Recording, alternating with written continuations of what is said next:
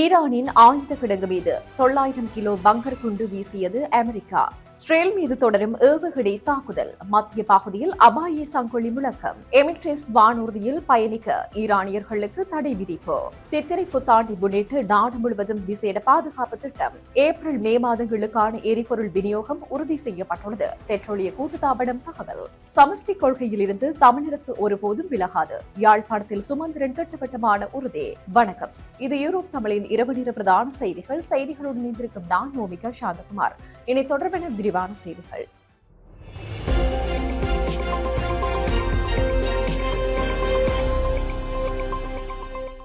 பிரதான அனுசரணை வழங்குவோர் நண்டிஸ் restaurant and catering service.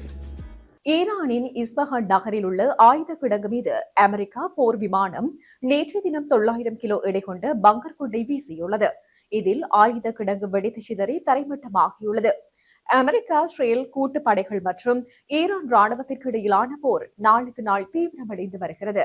Iran தலைநகர் டெஹ்ரானில் உள்ள ராணுவ முகாம்களை குறிவைத்து அமெரிக்கா, இஸ்ரேல் போர் விமானங்கள் நேற்றைய தினம் குண்டுமழை பொழிந்துள்ளன.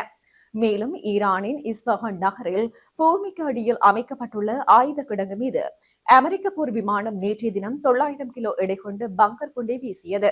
இந்த குண்டு பூமியை துளைத்து சென்று ஆயுத கிடங்கை துல்லியமாக தாக்கியது.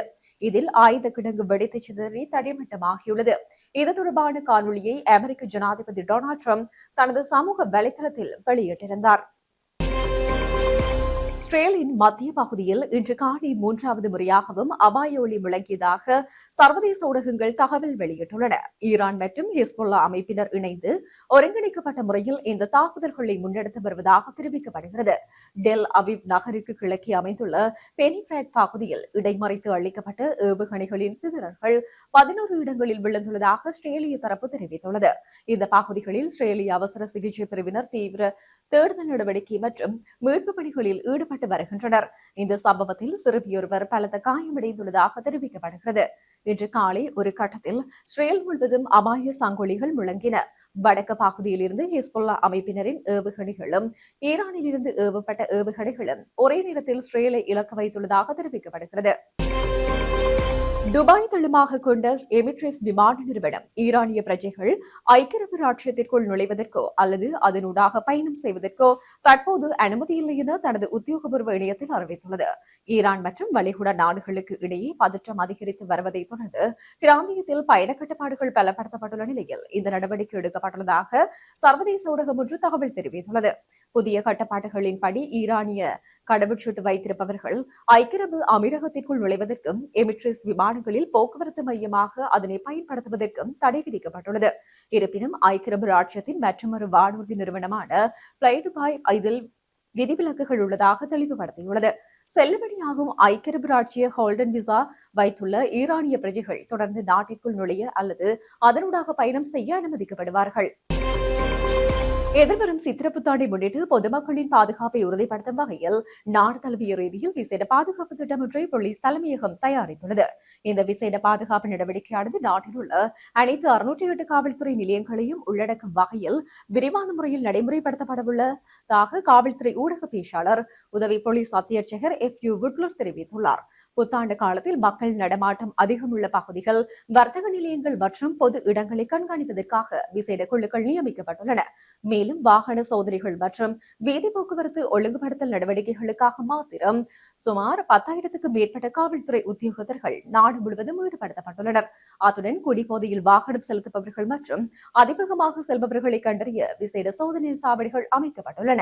மேலும் புத்தாண்டு காலத்தில் பொதுமக்களின் பாதுகாப்பிற்கு எந்தவித அச்சுறுத்தலும் ஏற்படாத வண்ணம் இந்த திட்டம் ஏப்ரல் மாதம் முழுவதும் தீவிரமாக நடைமுறைப்படுத்தப்படும் எனவும் போலீஸ் ஊடக பேச்சாளர் மேலும் தெரிவித்தார். ரஷ்யாவிடமிருந்து இலங்கைக்கு தேவையான எரிபொருளை பெற்றுக் கொள்வது உறுதி செய்யப்பட்டுள்ளதாக இலங்கை பெட்ரோலிய கூட்டுத்தாபனம் உத்தியோகபூர்வமாக அறிவித்துள்ளது. ரஷ்ய அதிகாரிகளுடன் தொடர்ச்சியான பேச்சுவார்த்தைகள் முன்னெடுக்கப்பட்டு வருவதாகவும் ஏப்ரல் மற்றும் மே மாதங்களுக்கான எரிபொருள் விநியோகங்கள் பெரும்பாலாக உறுதி செய்யப்பட்டுள்ளதாகவும் கூட்டுத்தாபனத்தின் மேலாளர் பணிப்பாளர் மயூர் ரித்திகுமார் தெரிவித்தார். எரிபொருள் கப்பல்கள் வருகை தருவதில் ஏற்படும் தாமதங்கள் எரிபொருள் விநியோக பற்றாக்குறையால் அல்ல, மாறாக நாட்டில் 2 பிரதான எரிபொருள் இறக்குமதி முனையங்களில் நிலவும் நெரிசல் காரணமாகவே தட்டுப்பாடு ஏற்படுவதாக அவர் விளக்கம் அளித்துள்ளார். இலங்கையில் தற்போது எரிபொருளை இறக்குவதற்கு 2 பிரதான இடங்கள் மாத்திரமே உள்ளன.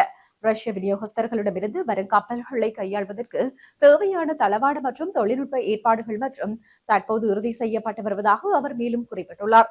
எரிபொருள் கப்பல்களின் வருகையை திட்டமிட்டு மற்றும் தொழில்நுட்ப ரீதியிலான வசதிகளை மேம்படுத்துதல் போன்ற பயணிகள் இறுதிக்கட்டத்தில் உள்ளன.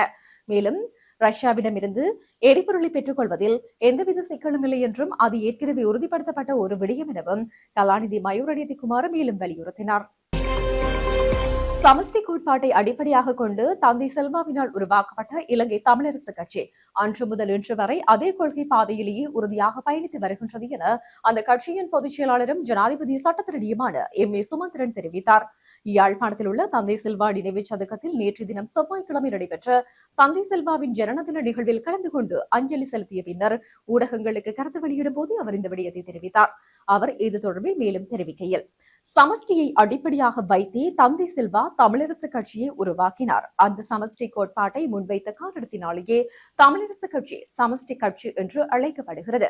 அன்று முதல் இன்று வரை அந்த அடிப்படை மாறாமல் தமிழர்களின் உரிமைக்காக இந்த கட்சி பணியாற்றி வருகிறது. அத்தகைய உன்னத கொள்கையை எமக்கு தந்த பெருந்தகை என்று இன்று நாம் உணர்வு பூர்வமாக நினைவு கூறுகின்றோம் என தெரிவித்துள்ளார். தந்தை செல்வாவின் பிறந்த தினம் அனுஷ்டிக்கப்பட்டு வருகின்ற நிலையில் தந்தை செல்வா அறக்கட்டளையின் ஏற்பாட்டில் இம்மாதம் 26ஆம் தேதி தந்தை செல்வாவின் நினைவு தினமும் அனுஷ்டிக்கப்படவுள்ளது எனவும் எம்.ஏ. சுமந்திரன் குறிப்பிட்டுள்ளார். நினைவு தின நிகழ்வின் ஒரு அங்கமாக இலங்கை அரசமைப்பு சீர்திருத்தம் சமஷ்டி வழியில் என்ற தலைப்பில் முன்னாள் அமைச்சர் பேராசிரியர் ஜி.எல். பீரிஸ் விசேட சொற்பொழிவை ஆற்றவுள்ளார். சமஷ்டியை அடிப்படையாக கொண்ட தந்தை செல்வா அரசியலை முன்னெடுத்தார் என்பதில் அந்த தலைப்பில் உரையாற்றுவது மிகவும் பொருத்தமானது எனவும் தெரிவிக்கப்பட்டுள்ளது. செய்திகளின் நிறைவாக மீண்டும் தலைப்புச் செய்திகள். ஈரானின் ஆயுத கிடங்கு மீது 900 கிலோ பங்கர் குண்டு வீசியது அமெரிக்கா. இஸ்ரேல் மீது தொடரும் ஏவுகணை தாக்குதல். மத்திய பகுதியில் அபாய சங்கொலி முழக்கம். எமிரேட்ஸ் வானூர்தியில் பயணிக்க ஈரானியர்களுக்கு தடை விதிப்பு. சித்திரை புத்தாண்டை முன்னிட்டு நாடு முழுவதும் விசேட பாதுகாப்பு திட்டம். ஏப்ரல் மே மாதங்களுக்கான எரிபொருள் விநியோகம் உறுதி செய்யப்பட்டுள்ளது. பெட்ரோலிய கூட்டுத்தாபனம் தகவல். சமஷ்டி கொள்கையிலிருந்து தமிழரசு ஒருபோதும் விலகாது. யாழ்ப்பாணத்தில் சுமந்திரன் திட்டவட்டமான உறுதி. இத்துடன் ஈரோப் தமிழின் இரவு நேர பிரதான செய்திகள் நிறைவு பெற்றன. வணக்கம்.